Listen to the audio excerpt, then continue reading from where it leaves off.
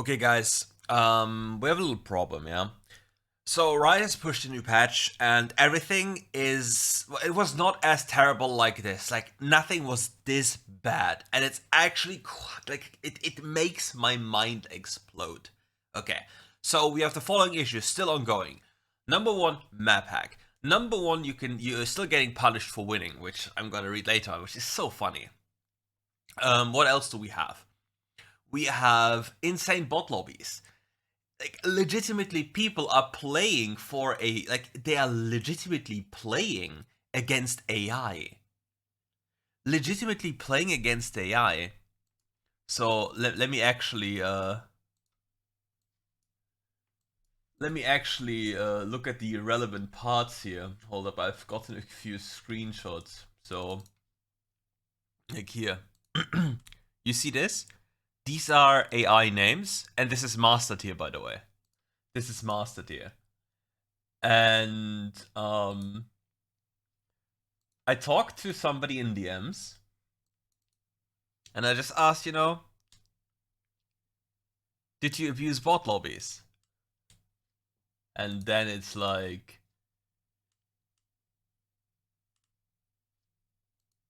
you see? And then the funniest part is, and some real players too, about 5% of the games. That's crazy, isn't it? To put this into perspective, let me actually boot up my iPad. And let me actually go into the leaderboard to show you. Because this is absolutely... it's insanity. Because let's take a good look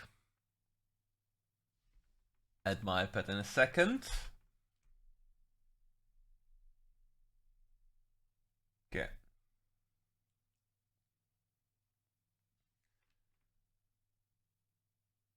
Let's take a look.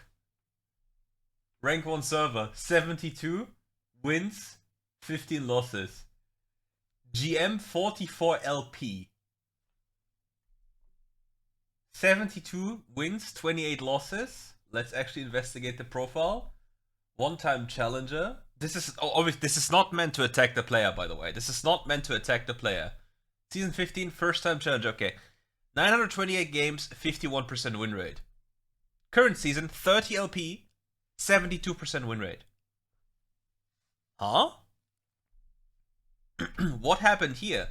And we can investigate a little bit more.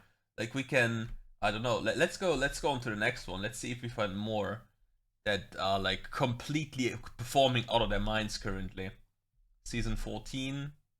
Oh, well, shit. Anyway, okay, here. What do we have here? He's a carrier. Current season, season 15. See, okay. Wow. Season 15. Highest rank 25 LP, Master Peak account. Master Peak account. Season 15, 54 games, 50% win rate, 48%, 49%, and suddenly 82% win rate. He probably has match history closed, yeah. So, like, I will go through a few and see if I can actually see them having the history open. But I don't think anyone will have the history open of these people. They're all hiding what they're doing. But everybody knows specifically what they're doing.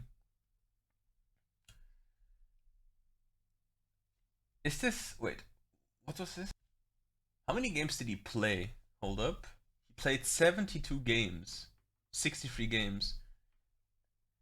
It's just, it just doesn't add up, because just something is inherently wrong, because you can't be a 51% win rate player and suddenly be an 87%. It doesn't work. It really just doesn't work. But let's look for more. So it's fine. It's actually, like, I'm happy that this guy isn't playing against bots, but I'm pretty certain he played against bots before. We'll look for more. It's just what it is. Wait, is this missed? Do they play against bots right now? here. These are probably not bots at this time. Oh wait, this is Aram. These shouldn't be bots. Yeah, these shouldn't be bots. Because the thing is, as I said before, they are facing people who play against these bots, so now it's probably a little bit more difficult to find them. That they're actually... Wait, these are bots. Yes, these are bots. Okay. Okay. Look. Which game was it? It was this one. Okay. This was how many games down? He lost. Yeah, so a few games down. So let's see if he actually... That was humans. That was bots. That should be humans.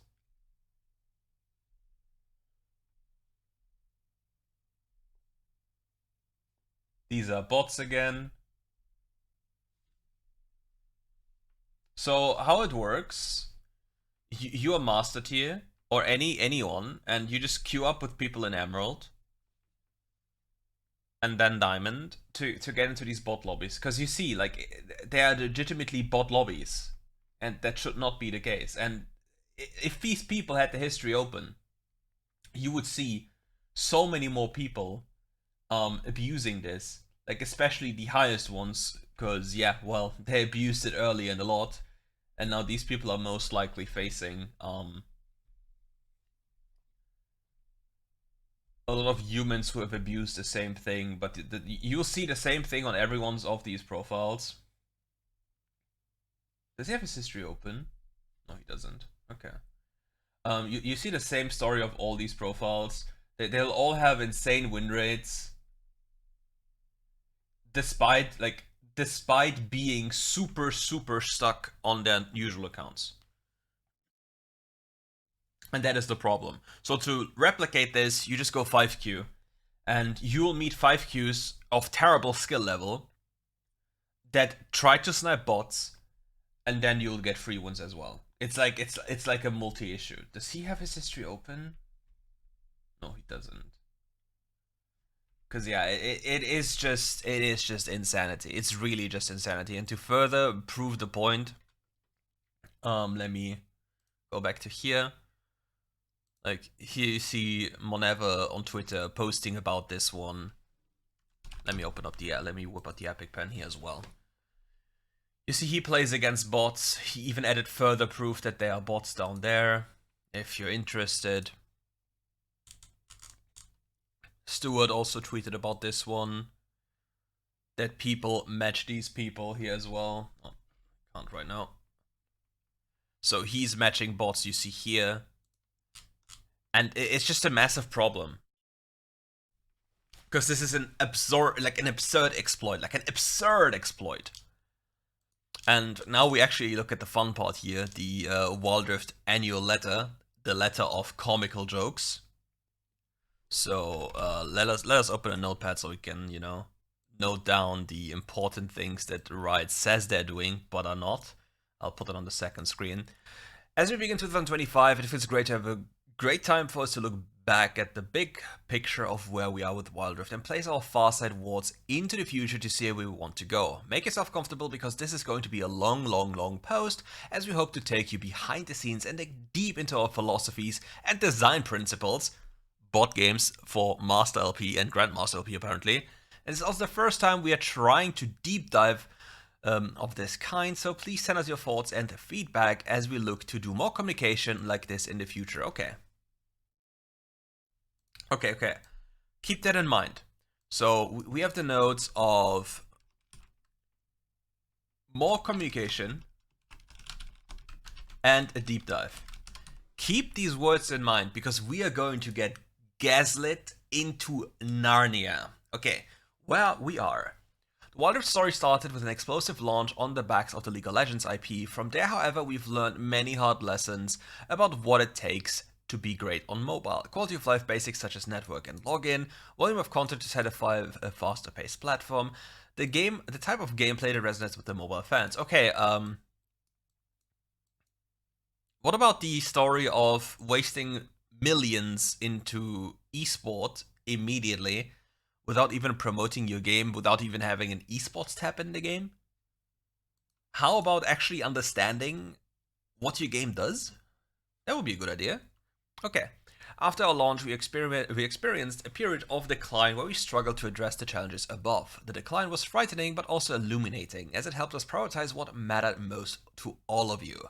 Between fine-tuning underplayed roles, reducing edge cases that torpedoed an entire game, or investing in new WildRift first content, we were able to stabilize and started to grow again. We do not take the recent steadiness and growth for granted. This is the right time for WildRift to begin making bigger bets and not just rest on the tried and tested League of Legends laurels.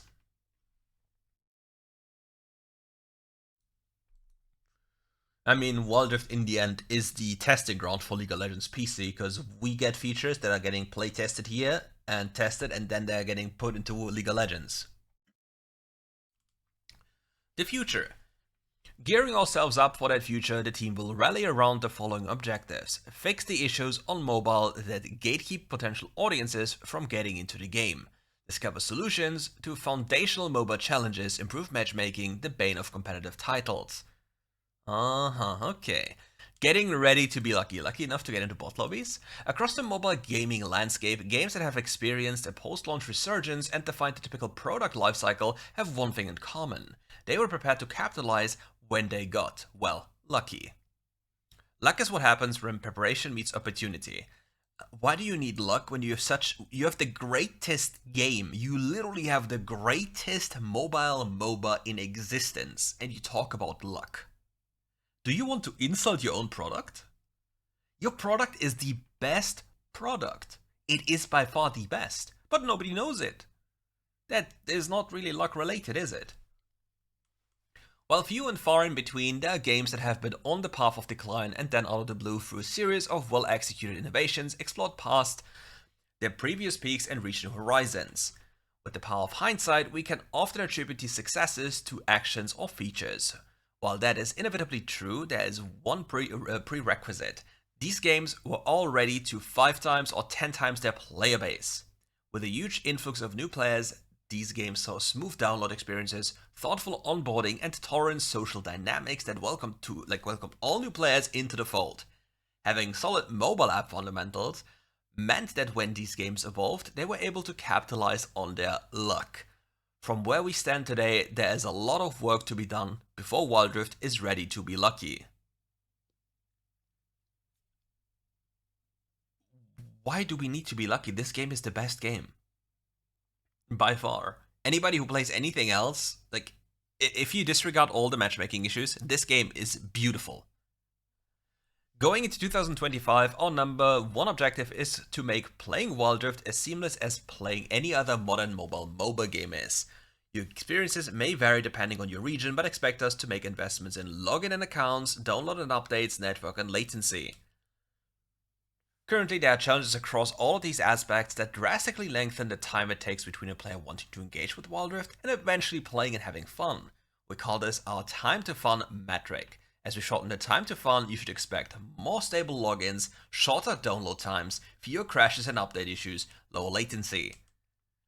Fixing these basic issues and drastically shortening the time for fun or time to fun will have transformative effects for WildRift and set us up to take more shots at innovation and placing ourselves in a better position to become lucky. Are we gambling? Lucky. Are we gambling now? Is it just like the matchmaking system? You just play gamble, bro. The MOBA of it all. One of the major learning effects that we had since the inception of WildRift is that if we are to only walk along the tried and true path of League of Legends PC has laid down, we would be subjecting ourselves to only a small subsection of the potential target audience. Every MOBA game on the market is looking toward the next evolution on the current formula, and it's a race to see who will get there first. Here on WildRift, we see MOBA as a long-standing genre that is ripe for innovation. While there are natural advantages that help this kind of game remain relevant for over 2 decades, there are also fundamental challenges that can push players away. What makes MOBAs amazing? Infinite replayability, where each new feature has near infinite interactions with existing content. Multiple paths, that skill tests that can lead to advantages or victory. Deep strategic team gameplay? Bro, nah. streamlined in-game RPG progression that is consistent zero to hero loop every game. Okay, I mean, yes, that makes it amazing, but we are already past the point where we know that WildRift isn't a team game. WildRift at its core is a single player game. Either you're the best player and you have to play the game solo, or you're a terrible player and you play the game solo into the minions and you get carried. WildRift is at its core a single player game, unless you play the Nude as a co-op game. These natural strengths of MOBA or MOBAs are what we believe propelled the genre its over 20-year-long lifespan. However, as new genres emerge and the taste and needs of players evolve, we are finding more and more challenges that seek to topple the value of MOBAs, or that value that MOBAs bring to players. What are foundational challenges with MOBAs? Zero-sum win conditions. You winning means me losing is incredibly frustrating and stressful, especially when the outcome of the game is not something that a single player can guarantee. Oh, trust me, a single player can guarantee that one, but not in the positive sense. A single player can always lose you the game. Always. But a single player cannot always win you the game. My dear friends, that is what WildRift teaches you very early on. A single player can make sure you lose the game, but it's very much harder to even have a shot at winning as a single player. Intolerance of skill gaps and the weakest link problem. While team coordination is often aspirational and amazing when it happens, its importance also means that a single player is capable of derailing the plans of the rest of the team. Stealing a quote from the Fallout series, everyone wants to save the world, but they just disagree on how. Yeah, so in my streams you saw like minute 18, my lovely Duke bot lane chose it's a good idea to walk into the other side of the map, to the chicken camp, instead of doing Nasher. Yeah, that's saving the world right now. Definitely not inflating them is the problem in the first place. Because, well, I have another nice screenshot for you guys. Hold up, let me actually look for it. You will smile. Okay. Here is it. Okay. Here it is. 1823 matches, 49% win rate, challenger. 153 matches, 49%, Emerald 2. Just play 10 times the amount of games, and an Emerald player can be a challenger player. He is not improved in single bit in these games. Not a single bit, it's still the same player. 49% win rate, 49% win rate, so many games played. He is still the same player. You'll find thousands of these accounts. Thousands. Thousands. And it's always the same. Okay. What do we have here? A lack of progression outside of skill progression. A natural flaw of most competitive games is that if you're not winning, not only you're not progressing, you're actively regressing on your ranked journey. While this pressure adds tremendous value to your end of season achievements, it also generates anxiety and a natural devaluing of your time you have dedicated to the game. Okay, then how about we stop rewarding bad players? Bad players are actively rewarded, by the way. Let me look for the Pepper Smoothie post on the other. What is his tag again? Pepper Smoothie Twitter.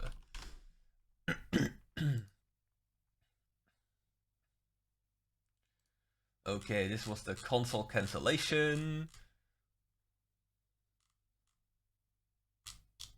Okay, where is his lovely post? Oh yeah, this one. Okay. Okay, wait. Keep that in mind. Keep this one here in mind, yeah? This one. And now, wait. Hold up. With the most recent ranked season coming to a close, I wanted to address one of the hot topics around matchmaking, specifically about artificially depressing your KDA. First and foremost, I want to make clear that encouraging players to try and win is a fundamental goal of ours, and all of our supporting systems should encourage you to win. However, we are seeing edge cases where players attempt to game the system and find more favorable matches by manipulating their KDA. There are two edge cases. You see? Players who trade their life to accrue advantages in other areas of the game, such as tower damage or pressure in other lanes, looking at you, Scion. By the way, this was the reason Hullbreaker was removed. because of Sion, Garen, Jax, all these champions.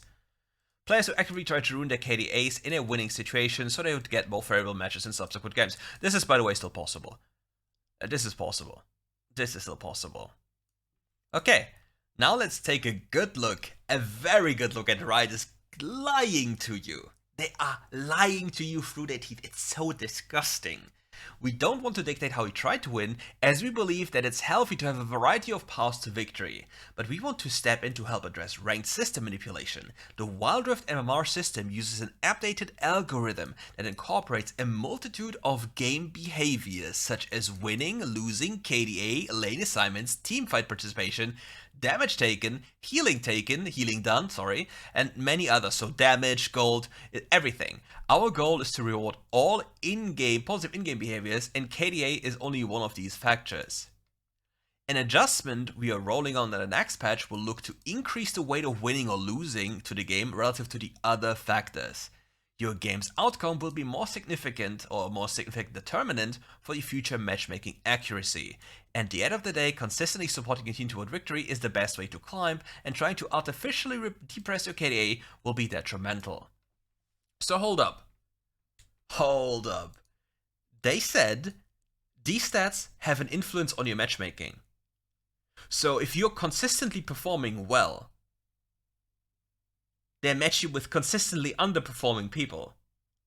Because let's say you are 5 people. Keep this paragraph in mind, because it's literally Riot lying to you with the news post. You have 5 players. Let's say you have you all know these memes. You have like $10, pick your team. Okay, you have $10, pick your team. One player is $6, and then every other player is just 1. Meanwhile, the other team has 2, 2, 2, 2. Or maybe even like a slightly changed one. But this here is the case at all positions. Oops. Like, this case is the case in all positions, so the game is very much harder to play. But both teams have, on paper, a fair shot of winning. You know, it's just a fair shot. Okay, going back to that one. 100% uptime, intolerant of distractions, a more pronounced challenge. This is all blah blah blah blah. I don't specifically care about that one. Hate me as much as you want. This is all something I specifically don't care about. Like, it's not the core problem I'm talking about. But look, first, like, matchmaking. First, we do not punish you for winning. Hold up. We do not punish you for winning? That's weird. Because here you say that winning your games, like, okay, if lowering your KDA gives you better teammates, then increasing your win rate, like now, because win rate is a higher determinant in the matchmaker, means if you have a higher win rate, you will get worse teammates. So you are being actively punished for winning. Not only this, you also get punished for having good stats. You actively get punished for having good stats. I had to get that one off my chest, and with the myth busting out of the way, the issue of matchmaking is still inevitably at the top of conversations. From day one, matchmaking has been an area of heavy investment, and over the years we have continued to optimize the matchmaker for bad players, by the way. However, it continues to be on the hot seat, and why is that? A couple of years ago, we released an inside look into WildRift's matchmaking, where we discussed the differences between matching for elo versus skill. Aside from quality matchmaker, there are also other factors that ultimately contribute to your perception of a fair game and whether it's worth your investment of time and energy. How skill is measured. Matchmaker factors, how MMR works, percentage of fairness, speed of finding a match. I guess we need bots here, right? How's the pace of snowballing? Did small mistake get over magnified? How the rank climb experience works, aka what happens after wins losses? Context from one match to the next match. Was the match intense or lopsided from laning to team fights? Did you understand why you won or lost the match? Matchmaking and the perception of fairness are meant to be related, but not necessarily the same. WildRift being a team-based MOBA means that even if you were to put 10 equally mechanically gifted players together, the team that ends up with the better team combination and coordination would end up winning most of the time. Yes. because drafting is also a skill, and mechanics are irrelevant. Mechanics are literally the least relevant thing in a MOBA of this level. Because your brain and understanding what's going on is so much more important. And as it happens, all of our tools for detection are based on post-game results and individual performances, which does not specifically measure team collaboration and coordination performances. So essentially, how well your team is able to coordinate will often feel random. Yeah, that's why, as I said earlier, my bot lane walks to chickens when Nash is up and I just killed the entire enemy team solo and their challenger, by the way. Yeah, this will feel definitely random, and they're not terrible players that just got inflated because they get carry every game, right? Anyway, the cerebral aspect of playing for the team or being willing to sacrifice for the team is often a hidden skill that doesn't get celebrated enough. And while we continue to toil away at trying to make the start of every game a perfectly fair 50-50 win chance, remember what I just said earlier, by the way, with the lovely description of you have $10, pick your team, we believe there are other avenues that we can explore to improve the overall perception of fairness. After all, as Victor said, there is no price to perfection, only an end to pursuit, and we are very far from that end. Okay, so we get bot games, right? Everyone is playing bot games, because yeah, well, that's easy, that's like a sense of false achievement. Because why the fuck not, right? Tuning the matchmaker. One of the next attempts will be to find a balance between matchmaking for the entire team versus matchmaking for your specific lane. Everybody has had games where they were dominant in lane, solo killing enemies multiple times, but allied team lanes were struggling. In this case, while technically your likelihood to win still stands at 50%, it's like an imbalanced experience to different team members to that end. We are looking to increase the weight we place on lane-to-lane matchmaking rather than overall matchmaking, and given our previous discussions on how much team coordination plays into the entire team's likelihood to win, we are optimistic about this direction. We are going to start testing new matchmaker in different regions and will report back to you once we have more data. Oh, by the way, Riot also didn't tell you that Europe has a unique mid-matchmaking, right? And A was able to match from Sovereign to Master, and after Victor released a few days after, we got a new matchmaker, which allows us to only match +1, -1, so if you're like, Master 2, you were able to match Master 1 or Master 3, and if there were a duo with a GM, you could match GM, and only with the duo into Diamond. Sovereign can only match Challenger, in rare cases GM, but only if they're duo. I have seen it happen once, I think, but yeah, that's why Sovereign couldn't find games. What do we have here? Speed of matchmaking, other wild ideas. Imagine sitting queue for over 3, 5, 10 minutes. Oh bro, that's every single time I queue up for a game. Good one. Only to have the game you've waited for patiently for to quickly end due to poor early level game, blah blah blah. It's every single game. It's just every single game you play in high elo on a decent account. You just sit in queue, just get into it and everything. It's just normal. Well, there's a trade-off between speed and accuracy of matchmaking. Given how volatile the game-to-game team composition coordination ends up being, we are leaning into faster matchmaking as a better choice for most players. Is this about the bots? However, there will still be cases where we'll deliberately prioritize statistical fairness, such as legendary queue. Yeah, you can hit legend with negative win rate. You don't monitor legendary queue at all. There's win trading, like a rampant win trading problem, and you don't give a damn. Yeah. Cool. For most other cases, we are going to prioritize speed with a minimal on impact of accuracy as possible.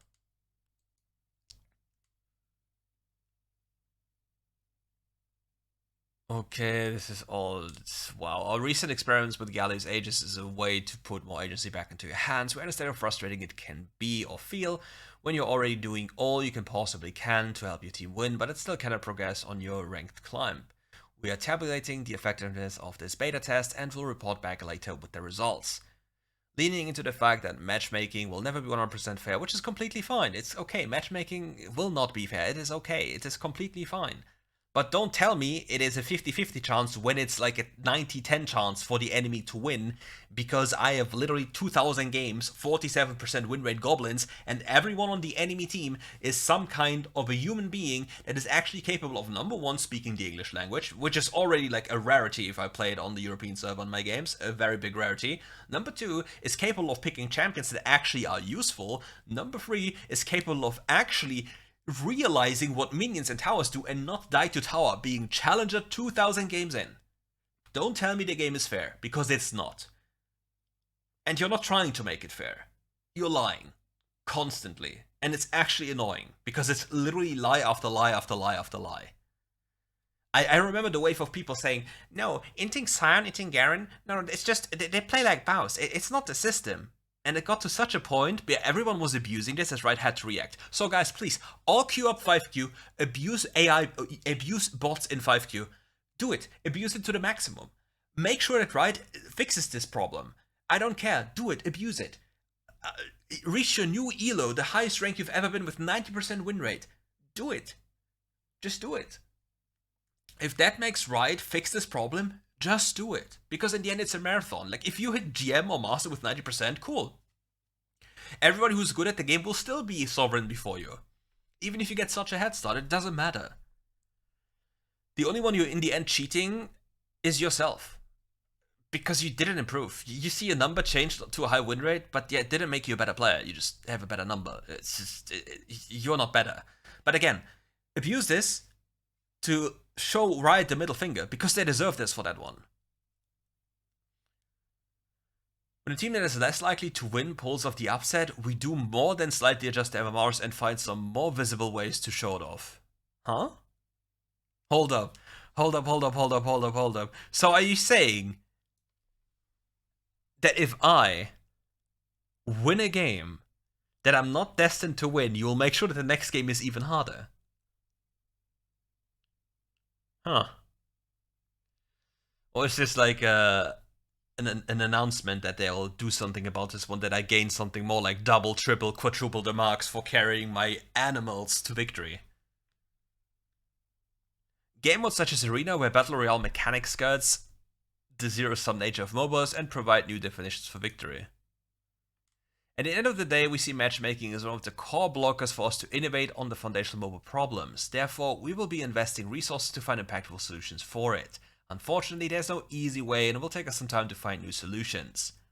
If you made it this far, thank you all. We are grateful for the support that you all have shown us, having you all blah blah blah blah blah blah blah blah blah blah. So this entire letter here is literally nonsense, lies, and more lies, apart from the hey, we fixed the login issues and everything of these issues. That is good. But all of these matchmaking things, blatant lies, blatant gaslighting, blatant everything. Because a little bit of a sloppy work not deleting this post, by the way, because we had this ages ago. Like, we had this ages ago. Ages ago. Look at this. You will naturally meet Caleb. Like, that is not true. You don't meet better players. You get worse players. That is the bigger problem. You're never afraid of the people on the enemy team. You're always afraid of the people on your team. And if you're upset at Riot Games' disgusting practices, leave a comment, say what you think, because I'm sick of this. I'm just sick of this. Because this matchmaker makes you the most toxic version that you are.